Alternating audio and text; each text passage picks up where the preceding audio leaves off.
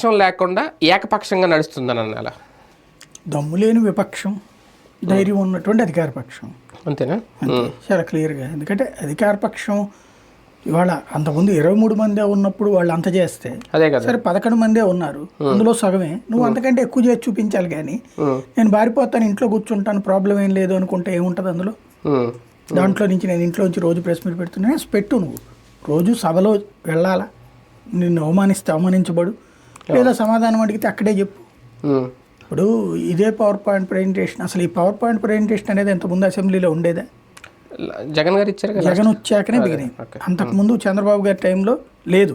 సభలో 2014-19 మధ్యలో ఇట్లా టీవీ స్క్రీన్ పెట్టి ప్లే చేయడం అనేది లేదు.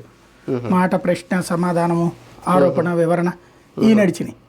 జగన్ వచ్చిన తర్వాత దానికి కొత్త మోడల్ తీసుకొచ్చి పెట్టాడు.